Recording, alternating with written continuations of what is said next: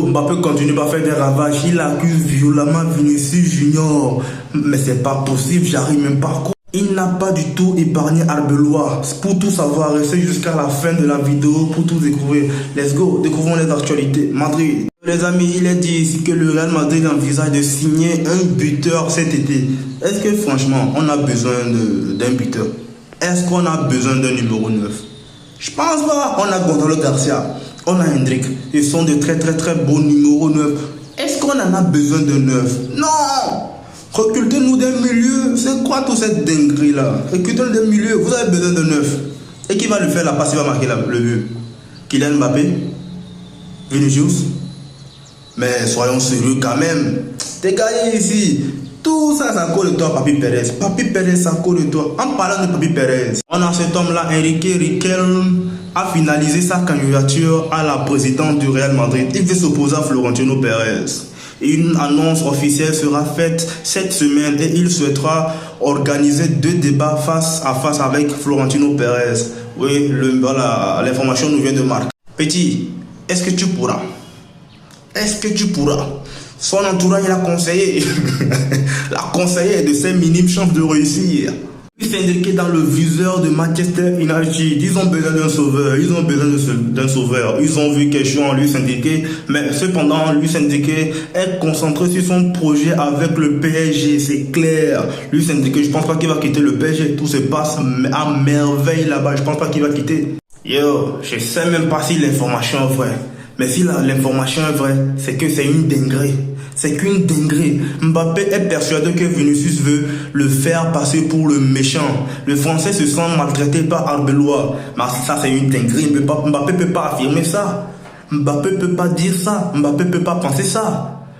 Toi, tu te sens déjà avec Vinicius. Quand tu es arrivé au Real Madrid et quand tu n'arrivais pas à marquer, qui te donne les penaltys, qui te faisait la passe? Et maintenant, quand tu as récupéré tout ce que tu veux au Real Madrid, tu as pris les pénaltys. Combien de pénaltys as-tu donné à Vinicius? Vinicius est le seul joueur du Real Madrid qui te veut du bien. Ah, ça c'est faux. J'espère que l'information n'est pas vraie.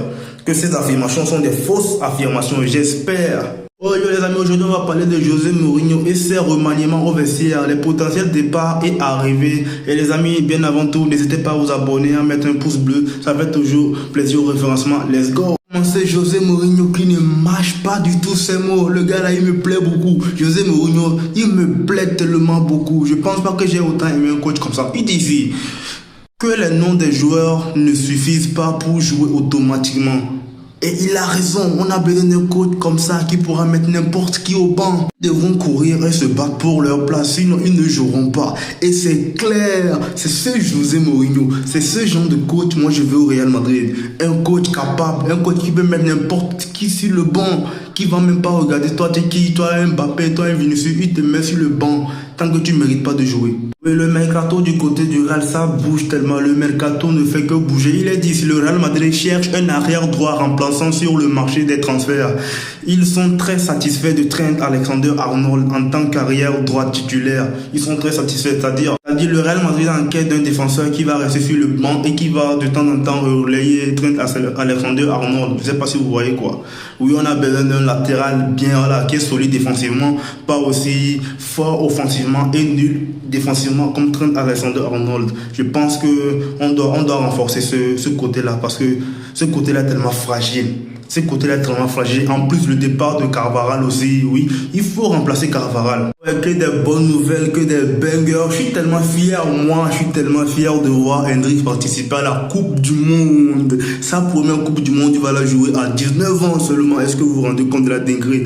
Malgré son manque de temps au Real Madrid, le gars, il allait à Lyon, il a prouvé tellement qu'il méritait sa place et il devient même important au Real Madrid. Parlons de l'importance d'Hendrik au Real Madrid. Le Real Madrid pense qu'Hendrik sera important pour le club la saison prochaine. Et c'est maintenant, on vient de se réveiller, c'est maintenant. Depuis les premières entrées de Hendrik, moi, il m'a convaincu qu'il était un joueur de classe mondiale.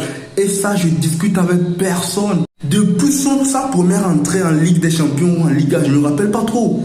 Il m'a convaincu qu'il était un joueur de classe mondiale. Et pour rien, il devrait rester sur le banc. Mais je comprends pas finalement pourquoi on a mis au banc au détriment de les Mastantuono. Ça c'est joueur aussi. Mastantuono c'est joueur aussi. En parlant de Mastantuono, il a dit que le Real Madrid cherche des clubs à qui il va l'offrir. Et on le propose même à Chelsea, où a signé récemment Xabi Alonso. Je ne sais pas si Mastantuono détient certaines vidéos de Xabi Alonso, il le hante l'esprit, je ne sais pas pourquoi. Et les amis, n'hésitez pas à me dire ce que vous en pensez en commentaire. Let's go et à vous abonner. On est ensemble.